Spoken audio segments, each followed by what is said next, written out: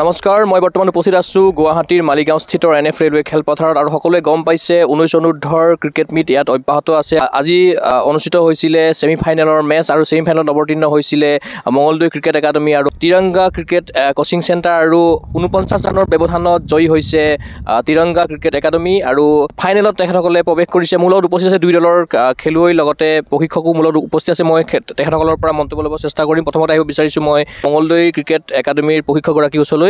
কি ক'ব আজি মেচখনৰ সন্দৰ্ভত? মেচখন আৰম্ভণিতে আমাৰ অলপ ফিল্ডিংটো অলপ লুজ হৈ গ'ল, কাৰণ এনেকুৱা টাইট চিটুৱেশ্যনত আহি গৈছে। আমাৰ ছেকেণ্ড ইনিংছত আমাৰ ফিল্ডিংটো অলপ চাব লাগিছিলে ফাৰ্ষ্ট ইনিংছত, তো সেইটো কাৰণে আমাৰ ছেকেণ্ড ইনিংছত যে আমাৰ অলপ চেজিঙত অলপ প্ৰব্লেম হ'ল। তথাপি মই ভাবোঁ বেটাৰকেইটা লাষ্টলৈ ক্ল'জ নিব লাগিছিলে, ট্ৰাই কৰিলে নোৱাৰিলে। যিহেতু বৰষুণৰ বাবে 50 অভাৰৰ খেলখন 25 অভাৰলৈ কৰা হ'ল, তাৰপাছত আপোনালোকে প্ৰায় 22 অভাৰ খেলিলে। যদি আপোনালোকে 25 অভাৰ সম্পূৰ্ণ খেলিলে হয়, হয়তো আপোনালোকে টাৰ্গেটত উপনীত হ'ব পাৰিলে হয়। নিশ্চয়, যদি আমাৰ ছেট বেটাৰকেইটা মানে মাজতে আপোনাৰ উইকেট থ্ৰ' নকৰিলে হয়, তেতিয়া আমি চাগে পিছলৈকো আমি অলপ ট্ৰাই কৰিব পাৰিলোঁ হয়। যিহেতু 25 অভাৰ মেটচ আছিলে আৰু 3 অভাৰ ৰৈ গ'ল, নাজানো পিছলৈ কি হৈ যায়। মেটচৰ এনেকুৱা চিটুৱেশ্যন হয়ে বাৰু। আৰু বেটিঙত আজি কোনে ভাল কৰিছে আপোনালোকৰ? আমাৰতো অভিজিত ভদ্ৰ অপেনাৰ, তাৰপিছত আমাৰ কেপ্টেইন জ্ঞানমো খেলিলে, কিন্তু সম্পূৰ্ণ কৰি খেলখন উলিয়াই লৈ আনিব নোৱাৰিলে।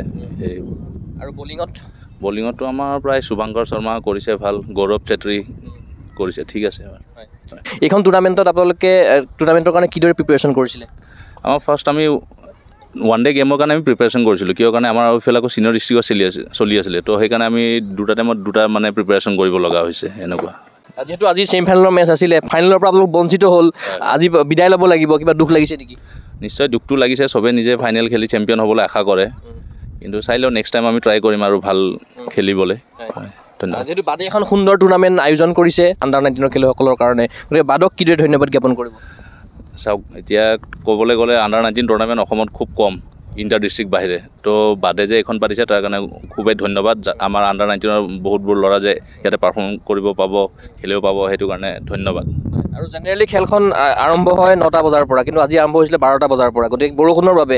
গতিকে কিউৰেটৰসকলেও আজি সুন্দৰভাৱে পিচখন উলিয়াই দিছিলে আপোনালোকৰ কাৰণে, গতিকে সেই সন্দৰ্ভত কি ক'ব? কিউৰেটৰবোৰতো একদম ফাৰ্ষ্ট মেচৰ পৰাই চাইছোঁ, সিহঁতে একদম ৰাতিপুৱাৰ পৰা লাগি থাকে। সিহঁতৰ নহ'লেতো আমাৰ খেল এখন হোৱা একদম টানেই, কাৰণ সিহঁতেই মেইন যি কৰিব লাগে, কাৰণ সিহঁতে নকৰিলে আজি আউটফিল্ডত যি হওক যি নহয়, কিন্তু উইকেট ৰেডি নাথাকিলে, পিচ ৰেডি নাথাকিলে খেল নহয়। সেইকাৰণে আৰু ধন্যবাদ কিউৰেটৰলৈ। আৰু অভাৰঅল খেলপথাৰখন কেনেকুৱা লাগিলে? সুন্দৰ, ধুনীয়া, আউটফিল্ডো বঢ়িয়া ধুনীয়া।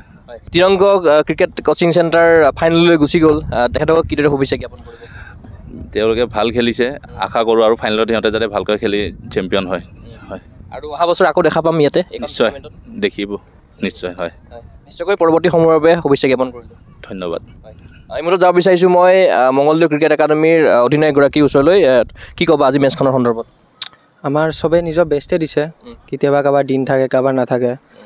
যাৰ মানে আজি দিন আছিলে, ভাবক ধৰি লওক মোৰে বা শুভাংকৰ, ভদ্ৰ, আমি লৈ যাব লাগিছিলে, ক্ল'জ লৈ যাব লাগিছিলে।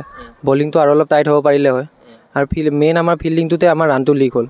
আমাৰ মষ্টলি আপোনাৰ 6টা-7টা কেচ মিছ গৈছে, সেইখিনিতে আমাৰ ৰানটো লিক গ'ল। আৰু আমাৰ বাকী ছিংগল ডাবল এইবিলাক সহজে দি আছিলোঁ। আমি বেটিঙত সেইটো মানে ইম্প্ৰভাইজ কৰিব পৰা নাছিলোঁ, মাজতে বহুত ডট হৈ গৈছিলে। নেক্সট টাইমৰ পৰা আৰু সেইটোৱে মনত ৰাখিম আৰু যে মানে এই বস্তুটো যাতে ঠিক কৰিব পাৰোঁ আৰু নেক্সট টাইমৰ পৰা। গেম প্লেন কি আছিলে? যিহেতু 50 অভাৰ ক্ৰিকেট টুৰ্ণামেণ্ট আছিলে, তোমালোকে 25 অভাৰ খেলিব লগা হ'ল। আমাৰ গেম প্লেন এটাই আছিলে যে আমি ডট বলত ফ'কাছ কৰিম, কিন্তু আমাৰ বলাৰবোৰে ময়ো বল মানে আমাৰ গেম প্লেনটোক এৰি কেনে উইকেটৰ কাৰণে গ'লোঁ, ডট বলৰ কাৰণে নগ'লোঁ। বৰপেটা সেইটো কাৰণে গৈছিলে, সেইকাৰণে সিহঁতৰ ভাল হ'ল। বাকী এইটো বস্তুকে মানে ইম্প্ৰুভ কৰিব লাগিব। আৰু বেটিঙত আমাৰ এটাই কথা আছিল, ভদ্ৰ খেলি আছিল, তাক লৈ যাব কৈছিলোঁ, সি লৈও গৈছে। বাকী বেটছমেনে যদি ছাপোৰ্ট কৰিলে হয়, তেতিয়া মানে আমাৰ কিবা এটা ভাল হ'ল হয়। আৰু তিৰংগাই কেনেকৈ খেলিলে আজি? তিৰংগাই ভাল খেলিছে কাৰণে জিকিছে, নহ'লেতো ক'ত জিকিলে হয়। বাকী আমিও ভাল খেলিছোঁ, সেইটো নহয় যে আমি ভাল খেলা নাই, কিন্তু খেলাটো হাৰা জিকা থাকে আৰু কি কৰিব পাৰি। আৰু এইখন টুৰ্ণামেণ্টৰ পৰা বিদায় ল'ব লাগিব আজি, আৰু তোমালোক ফাইনেলৰ পৰা বঞ্চিত হ'লা, কি ক'বা? কিবা দুখ লাগিছে? দুখটো লাগিছে, হাৰিছোঁ, কিন্তু নাই, আমি আমাৰ যি খেলিব লগা আছিল ভাল খেলিছোঁ। আমাৰ বাকী খেলাকেইখনো ভাল হৈছে, চব ল'ৰাই নিজৰ পাৰফৰ্মেঞ্চ দিব পাৰিছে। যোনে কিছুমানে খেলিবও পোৱা নাই, একো নাই, সেই ফিউচাৰত আৰু পাব। নেক্সট ইয়াৰৰ পৰা যাতে আমাৰ টিমটো মানে আমি এটা আশা ৰাখোঁ যে আমি ভাল কৰোঁ, আৰু নেক্সট ইয়াৰ আৰু ভাল কৰোঁ। নিশ্চয়কৈ পৰৱৰ্তী সময়ৰ বাবে আমাৰ শুভেচ্ছা থাকিব। হয়, থেংক ইউ। হয়, এই মুহূৰ্তত যাব বিচাৰিছোঁ মই ত্ৰিৰংগ ক্ৰিকেট কোচিং চেণ্টাৰৰ প্লেয়াৰ অফ দ্য মেচ সন্মানপ্ৰাপ্ত খেলুৱৈ এগ্ৰি ওচৰলৈ তোমাক অভিনন্দন জ্ঞাপন কৰিছোঁ। আজি মেন অফ দ্য মেচ সন্মান পালা, কেনেকুৱা লাগিছে? अब तो अच्छा लगा और मैच तो खेलने के बाद ही मतलब पता चलता है रिज़ल्ट क्या आएगा। तो पहले तो सोचा नहीं क्या इतना मतलब अच्छा खेल पाऊँगा या फिर नहीं, जब चांस मिलेगा तब अच्छा परफॉर्मेंस दूंगा। तो अच्छा बॉल किया और विकेट मिला तो मतलब अच्छा लगा। वही एक स्पॉट पे किया, 1-2 बॉल तो हो जाता है थोड़ा, मतलब फिर भी पेशेंस नहीं खोया, अच्छे से किया तो अच्छे से निकाल लिया अपना ओवर ख़त्म। 5 विकेट मिला सर। हाँ, ভাৰতল এই ক্ৰিকেট টুৰ্ণামেণ্টৰ কথা কি ক'বা, কেনেকুৱা লাগিছে? अच्छा लगा, पूरा अच्छा लगा। सेकंड मैच तो नहीं खेला था मैंने, पर नेक्स्ट मैच खेला आज, तो अच्छा लगा। তোমালোক ফাইনেলত অৱতীৰ্ণ হ'বা আৰু 3 মে'ত হ'ব ফাইনেলখন, গতিকে ফাইনেলৰ কাৰণে কিদৰে সাজু হ'বা, প্ৰিপেৰেশ্যন কিদৰে কৰিবা? अच्छे से तगड़ा होके आना पड़ेगा, पूरा प्रैक्टिस करके प्रिपरेशन लेके अच्छे से। आज जितना अच्छा परफॉर्मेंस दिया उससे भी डबल अच्छा परफॉर्मेंस देना पड़ेगा फाइनल में। वो लोग भी तो अच्छे खेल के आए हैं ना फाइनल में, तो वो भी अच्छा टीम ही होगा। और हार जीत तो मैच के बाद ही रिज़ल्ट आता है, तो अपना अपना परफॉर्मेंस देना है, सिर्फ बाद में रिज़ल्ट देखना है, गॉड्स प्लान। Thank U. মই আপোনাৰ ওচৰলৈ আহিছোঁ, যিহেতু আপুনি ত্ৰিৰংগ ক্ৰিকেট কোচিং চেণ্টাৰৰ প্ৰশিক্ষক হয়। এটা সুন্দৰ প্ৰদৰ্শন আপোনালোকে দিলে আজি ছেমি ফাইনেলত। মঙলদৈও খুব মানে শক্তিশালী দল আছিলে, কিন্তু আপোনালোকে তেখেতসকলক পৰাস্ত কৰিছে 49 ৰানৰ ব্যৱধানত। গতিকে গোটেই পৰিৱেশটোৰ সন্দৰ্ভত কি ক'ব আজি? মানে মেটচখন আমি যিটো প্লেনিং কৰিছিলোঁ সেই প্লেন মতেই হ'ল। একচুৱেলি আমি টছত জিকি বেটিং কৰিম বুলি ভাবিছিলোঁ, বেটিং হ'ল। তাৰপিছত আমি বেটিঙত যেনেকৈ ভাবিছিলোঁ টাৰ্গেটটো 170+ হ'ল। দেন আমি যেতিয়া সিহঁতে বেটিং কৰি আছিল, আমি সিহঁতৰ ৰাইটি লেফটি কম্বিনেশ্যনটো চাই আছিলোঁ। সেই হিচাপে আমি অফ স্পিনাৰ আৰু লাষ্টত যেতিয়া প্ৰেছাৰ চিটুৱেশ্যনত গুচি যাব, লেফ্ট আৰ্ম স্পিনাৰকেইটাক ৰাখি থ'ম, যেন সিহঁতক টেকেল কৰিব নোৱাৰে। যিটো প্লেন হৈছিল সেই প্লেনটোত ছাকচেছ হৈছোঁ কাৰণে ৰিজাল্ট পজিটিভ আহিছে। এখন টুৰ্ণামেণ্টত বেক টু বেক আপোনালোকে লীগ মেচতো বেক টু বেক জিকি আছিল, তাৰপিছত আজিও জিকিলে, আৰু জিকা দলটোৱে অভিয়াছলি ফাইনেললৈ যাব পাৰিব। গতিকে আপোনালোকে জিকাৰ যিটো মানে ধাৰাবাহিকতা অক্ষুণ্ণ ৰাখিছে, এইটো কিদৰে সম্ভৱ হৈছে? প্ৰশিক্ষণ আপোনালোকে কিদৰে প্ৰদান কৰে, আচলতে কি দৃষ্টি ৰাখে আপোনালোকে? দৃষ্টি ৰাখে মানে মই পাৰ মেটচ আমি ফ'কাছ কৰোঁ। এইটো টুৰ্ণামেণ্ট হিচাপে আমি ফ'কাছ নকৰোঁ, পাৰ মেটচ এগেইনষ্টত কোন টিম আছে সিহঁতৰ এগেইনষ্টত আমি চাই লওঁ কেনেকুৱা কি মানে কেনেকুৱা বলাৰ আছে, কি বেটছমেন আছে, সেই হিচাপে আমাৰ টিমটো প্লেন কৰোঁ। গেম প্লেন সদায় এখন মেটচতে কৰোঁ, পাৰ মেটচ গেম প্লেন কৰি যাওঁ। এতিয়া ফাইনেল পাইছোঁ, ফাইনেলতো অপ'নেণ্ট টিম কোন আহে চাম, তাৰপিছতে প্লেন কৰিম। প্লেনটো কৰাৰ পিছত যদি এক্সিকিউট কৰিব পাৰোঁ তেতিয়া ছাকচেছ হ'ব, যদি এক্সিকিউট কৰিব নোৱাৰোঁ ছাকচেছ নহওঁ। ফাইনেলত যিকোনো এটা দল আহিব, যিহেতু উই আৰ নৰ্থ ইষ্ট আছে আৰু ইলাইট ক্লাব আছে, গতিকে তাৰ মাজৰ পৰা কোনোবা এটা দল আহিব, দুটা দলেই শক্তিশালী, কোনোবা এটা দল আহিব, কিদৰে সাজু হ'ব তাৰ কাৰণে? এতিয়া মানে যেনেকৈ টুৰ্ণামেণ্টখন খেলিছোঁ বৰ্তমানলৈ, প্ৰত্যেকটো নকলোৱেই দেখোন, প্ৰত্যেকটো টিমৰ এগেইনষ্টত যেনেকৈ প্লেন কৰিছোঁ, যোন আহে সিহঁতৰ এগেইনষ্টত তেনেকৈ প্লেন কৰিব লাগিব, প্লেন কৰিয়ে খেলিম। আৰু এতিয়া ছেমি ফাইনেল মেটচখন কোনে জিকে চাই লওঁ, কোন কোন প্লেয়াৰ আছে সেইটো চাই লওঁ, সেই হিচাপে আমি প্লেনটো কৰিম। আৰু আজি এগৰাকী প্লেয়াৰ অফ দ্য মেচ সন্মান পাইছে আপোনালোকৰ বলাৰে, 5টা উইকেট দখল কৰিছে, তেখেতৰো নিশ্চয় বহুখিনি অৰিহণা আছে এই খেলখন জিকাৰ ক্ষেত্ৰত। আছে, ভাল বল কৰিছে। আগৰ মেটচ এখনতো মেন অফ দ্য মেচ পাইছিল তেখেতে। গতিকে থ্ৰু আউট দ্য টুৰ্ণামেণ্ট বৰ্তমানলৈ ভাল কৰি আছে, আশা কৰোঁ ফাইনেল মেটচখনো প্ৰিয়াংশুৱে ভাল বল কৰিব।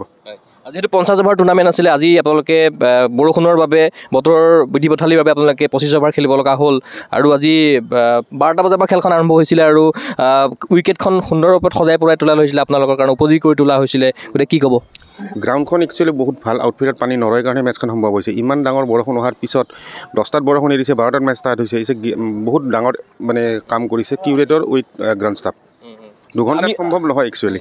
আমি ভাবিছিলোঁ যে খুব সম্ভৱ 20 অভাৰমান হ'ব, কিন্তু 25 অভাৰৰ খেলখন হ'লগৈ লাষ্টত। হয়, 25 অভাৰ হ'ল। টাইমিংটো মানে সিহঁতে আৰু জল্দি কৰাৰ কাৰণেহে 5 অভাৰ বাঢ়ি গ'ল। আৰু যদি মানে গ্ৰাউণ্ড ষ্টাফ যদি এভেইলেবিলিটি নাথাকিলে হয়, তেতিয়া মষ্ট প্ৰবেবলি 20 অভাৰ হ'লে। এভেইলেবিলিটি গ্ৰাউণ্ড ষ্টাফ থকাৰ কাৰণে হৈছে। নিশ্চয়কৈ ফাইনেলৰ বাবে শুভেচ্ছা থাকিল। Thank you. এই মুহূৰ্তত মই যাব বিচাৰিছোঁ ত্ৰিৰংগ ক্ৰিকেট কোচিং চেণ্টাৰৰ অধিনায়কৰ ওচৰলৈ। প্ৰথমতে অভিনন্দন জ্ঞাপন কৰিছোঁ, ফাইনেলত প্ৰৱেশ কৰিলা, কি অনুভৱ? বহুত ভাল লাগিছে আমাৰ মেটচটো খেলি কেনে, মানে বহুত মানে আমাৰ আজি মেটচত 3টা ডিপাৰ্টমেণ্টত ঠিক আছিলে, বেটিং, বলিং, ফিল্ডিং, সেইটো কাৰণে আমি মেটচটো জিকিব পাৰিলোঁ।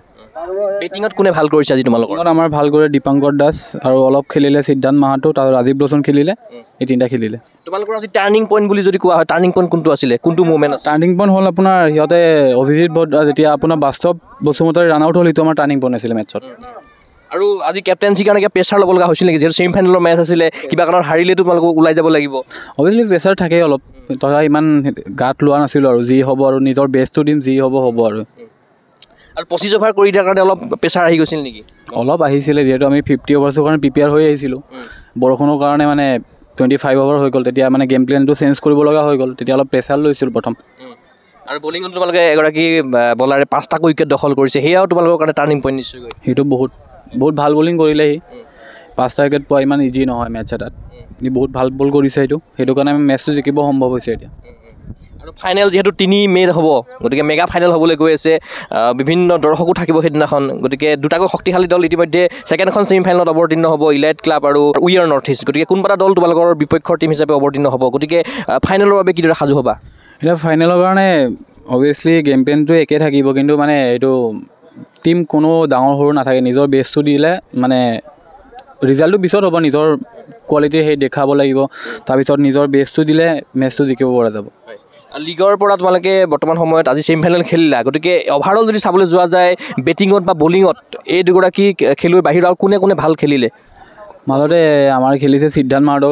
কালি মেটচত 74 মাৰিলে তাৰ আগত মানে ঋষিকেশ খেলিলে দীপাংকৰ এনেকৈ খেলি আছে গোটেইকেইটা খেলি আছে বলিঙতো ছেম মানে প্ৰত্যেক মেটচত তিনিটা মানে ডিপাৰ্টমেণ্ট মানে পূৰা ফুল চলি আছে মানে আৰু কোচিঙৰ কথাটো কি ক'বা যিহেতু তোমালোকৰ কোচৰ লগত আমি কথা পাতিলোঁ তথাপিতো আৰু তোমালোকৰ বলিংটো কোনে চাই আছে বা বেটিংটো কোনে চাই আছে অভাৰঅল তোমালোকে প্ৰশিক্ষণ ক'ত গ্ৰহণ কৰা বা কিদৰে প্ৰশিক্ষণ প্ৰদান কৰে আমি আপোনাৰ এতিয়া বৰপেটা ক্লাব তিৰংগত কোচিং চেণ্টাৰত তাতে আমি প্ৰেক্টিচ কৰি আছোঁ তাতে আমাৰ মনোজ ছাৰে চায় গোটেইখিনি এতিয়া মানে তাত আমাৰ যেতিয়া আগতে ইমান হেৰি নাছিলে বাৰু এতিয়া বহুত ভাল প্ৰেক্টিচ হয় তাতে চবখিনি মনোজ ছাৰে চায় মানে বলিং হওক বেটিং হওক ফিল্ডিং গোটেইখিনি ছাৰে চায় নিশ্চয়কৈ ফাইনেলৰ বাবে আমাৰ তৰফৰ পৰা শুভেচ্ছা জ্ঞাপন কৰিলোঁ থেংক ইউ ছাৰ নিশ্চয়কৈ এয়া আছিল তিৰংগ ক্ৰিকেট কোচিং চেণ্টাৰৰ অধিনায়ক তেখেতে জনালে তেখেতৰ মনৰ ভাৱ আমি দুই দলৰ অধিনায়ক লগতে প্ৰশিক্ষকৰ লগত কথা পাতিলোঁ ইতিমধ্যে সকলোৱে গম পাইছে আজি প্ৰথমখন ছেমিফাইনেলত অৱতীৰ্ণ হৈছিলে তিৰংগ ক্ৰিকেট কোচিং চেণ্টাৰ আৰু মঙলদৈ ক্ৰিকেট একাডেমী আৰু 49 ৰানৰ ব্যৱধানত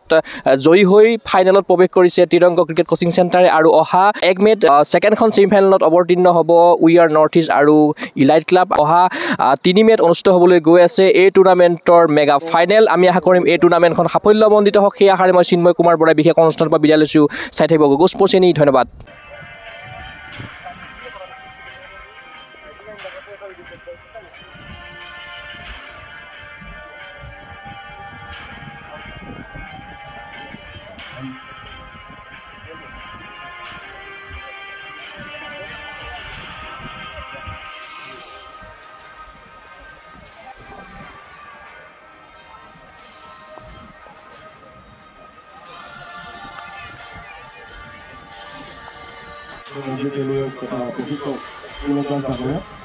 আৰু আজি এখন মনোনয়ন ঘটাটো পাইছে ক্ৰিকেট কোচিং